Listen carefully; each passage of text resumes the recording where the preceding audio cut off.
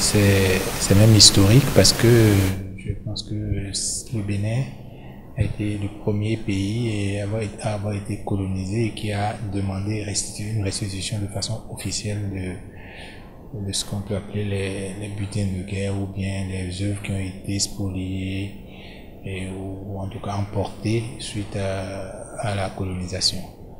Et cette décision du président Macron, d'abord moi me fait penser d'abord à la vision et au leadership du président Patrice Talon qui a souhaité le retour de ses biens et qu'il a obtenu. Donc je pense que c'est une très très bonne chose. C'est d'autant plus important que ça va inspirer d'autres pays et d'autres, en tout cas écrire de nouvelles pages de coopération entre les pays colonisateurs et les pays colonisés. Et dans le cas d'espèce, entre la France et le Bénin. Mais il faut aussi saluer le courage du président Macron parce que vous savez que une chose est de le vouloir, mais les résistances existent de part et d'autre parce que même en France, il y a des gens qui s'opposent et au Bénin, il y a des gens qui n'apprécient pas du tout cette idée de restitution. Donc, il a fallu quand même que deux hommes, deux visions se rencontrent pour que nous puissions avoir cette décision. Moi, j'en suis très heureux et je félicite les deux chefs de l'État. Structure physique, certains pourraient en douter, mais je peux vous dire qu'il y a des personnes qui sont formées, même si c'est pas un grand nombre, mais il y a des personnes qui peuvent s'occuper de ces œuvres. Et on peut réunir les conditions pour que ces œuvres soient bien conservées et jouir de très bonnes conditions. Maintenant, on sait très bien que dans le programme d'action du gouvernement, il y a un certain nombre de projets importants, notamment la construction de quelques musées qui vont accueillir les œuvres. Pour moi, je pense que comme la restitution n'aura pas lieu du jour au lendemain, on a le temps de nous organiser, le temps de mettre en place les conditions pour accueillir et bien conserver ces œuvres. Et je peux vous dire, sans trahir un secret, qu'il y a des dispositions qui sont prises à différents niveaux, que ce soit sur le plan législatif, que ce soit du point de vue des infrastructures, que ce soit du point de vue de la formation des ressources humaines. Et bref, il y a tout un ensemble de conditions qui se créent aujourd'hui pour que le Bénin puisse vraiment jouer sa partition par rapport à ces œuvres qui seront là bientôt. Même si on nous les transmet demain, je pense qu'on peut s'en occuper et c'est une question de souveraineté, mais c'est aussi une question de dignité. Et le président Patrice Talon, qui a souhaité le retour de ses œuvres, ne s'attendra pas à ce qu'on lui fasse des reproches de la façon dont ces œuvres seront tenues ou gérées. Donc, je pense que oui, le Bénin a les moyens de s'occuper de ces œuvres-là et de les mettre en valeur. Je ne parle pas en termes de victoire, parce que quand on parle de victoire, c'est comme si on était en compétition ou en guerre, mais il s'agit plutôt d'une coopération. Et donc, c'est en cela que c'est une bonne chose. Ce que je vois très bien le sens de votre question, c'est de savoir si, est-ce que, parce que le président l'a annoncé, est-ce que ça va se concrétiser? Moi, je voudrais espérer. Évidemment, il nous faut rester vigilants, il nous faut rester attentifs, mettre en place les moyens et continuer à dialoguer, à coopérer pour que ça puisse se concrétiser. Je n'ai pas de raison d'en douter, moi. Je suis très content et comme moi, tous les Béninois sont contents parce que notre président vient d'oser et c'est une audace vraiment forte parce que ça va inspirer la plupart des chefs d'État africains. Et ils vont le faire. Bientôt, tous vont demander la restitution de leurs œuvres, de leurs objets. Parce que nous pouvons en tirer plusieurs avantages. Et au nombre de ces avantages, moi je vais parler seulement de 3 avantages que nous pouvons tirer de ce retour de ces objets. Le premier avantage est que ce retour de ces objets va permettre au Bénin de mieux se faire connaître au plan administratif et culturel. Parce que au plan international, on nous confondait, ceux qui venaient visiter ces musées-là, quand on leur parlait du Bénin, ils le confondaient, pour la plupart des cas, le Bénin au Benin City qui est au Nigeria, à voir la qualité de ces œuvres. Donc ils se disent, ah, ça c'est le Bénin du Nigeria. Donc, à partir de cet instant où ces œuvres-là vont revenir chez nous, on va mieux nous connaître au plan administratif, mieux nous situer et sur la carte de l'Afrique et mieux voir ce que nous sommes capables, les artistes sont capables de faire au Bénin. Deuxième chose, les artistes contemporains africains vont beaucoup s'inspirer de ces œuvres-là pour pouvoir mieux créer, améliorer leur création.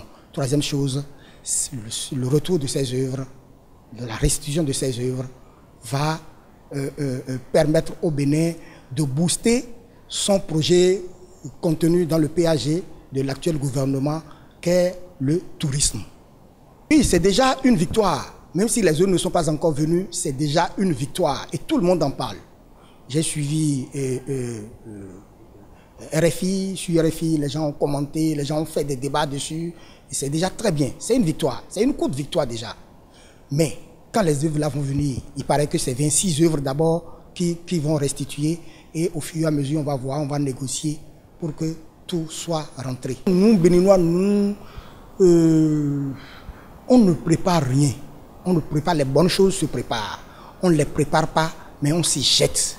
Et à la fin, on voit que c'est de bonnes propositions, mais c'est du gâchis.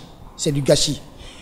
Et moi, le problème que j'ai, est-ce que nous avons préparé toutes les conditions d'entretien, de conservation et d'entretien de ces œuvres? C'est le problème que j'ai. Et c'est de ça que tout le monde parle. J'ai appris que nous allons créer 3 œuvres. Est-ce que nous allons le faire ou nous l'avons déjà fait? Je ne sais pas. Mais je suis sûr qu'on n'a encore rien de tout ça. Et donc c'est maintenant que les œuvres vont venir, que nous allons nous préparer à construire les endroits qui vont les accueillir.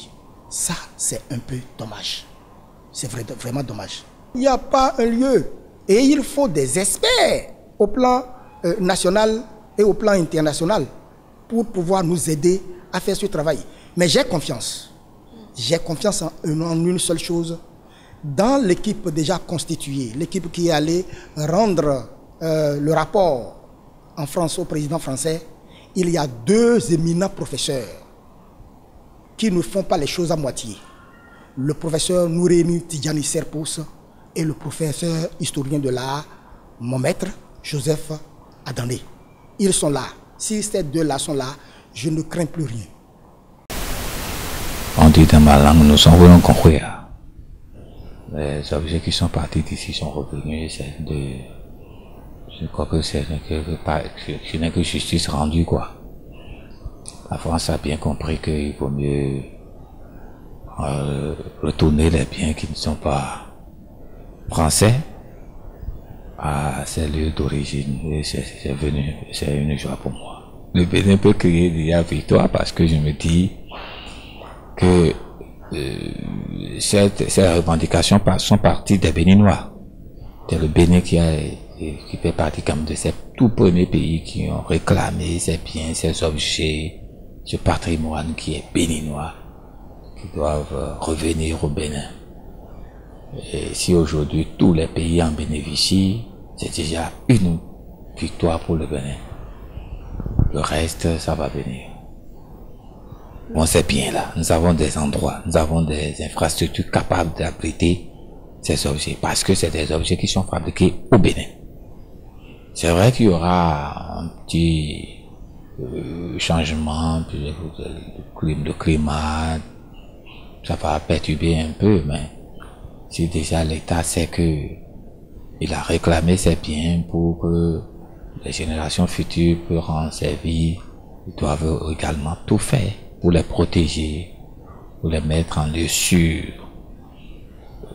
Ça ne créera pas d'autres problèmes. Je suis sûr que le programme du gouvernement a prévu quand même la construction d'un certain nombre d'infrastructures touristiques, des musées, et ce n'est que un ouf de soulagement, si je peux m'exprimer ainsi, parce que ça fait déjà un moment que le Bénin réclame ses œuvres, et je pense que c'est d'abord des acteurs de la société civile qui ont lancé ce mouvement-là à travers l'association CRAN. L'association CRAN qui est une association créée par des Béninois de France. Ce sont eux, avec le parrainage du président Dieudonné Soglo, qui ont lancé ce mouvement-là. Et ce qui est heureux, c'est que ils ont eu la complicité du roi d'Abomey, le regretté Agoliago, et le gouvernement béninois s'est mêlé à ça, a pris ça comme sa chose, parce que c'est le patrimoine béninois. Quoi qu'on dise, même si c'est des œuvres qui ont été volées, qui ont été emportées au niveau de nos différents royaumes, et notamment le royaume d'Abomey, aujourd'hui c'est le patrimoine béninois parce que nous sommes dans un état. Et c'est heureux que le gouvernement, sous du régime actuel, le régime Talon, ait pu prendre ça à bras le corps, et on tend vers le bout du tunnel, parce que la France a annoncé le renvoi à nous de 26 œuvres. Nous attendons d'accueillir ces œuvres pour conclure que effectivement les œuvres sont là.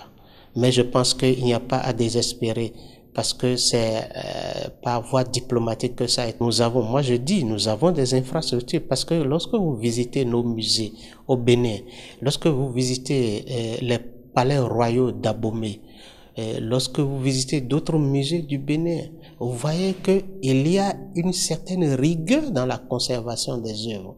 Il y a une certaine qualité dans l'exposition, dans l'entretien des œuvres. Je pense que sur ce terrain-là, il n'y a pas à dire. Nous avons des infrastructures, nous avons des espaces pour accueillir ces œuvres-là. Et mieux, le régime actuel a un projet de construire 3 nouveaux musées et de grands standings.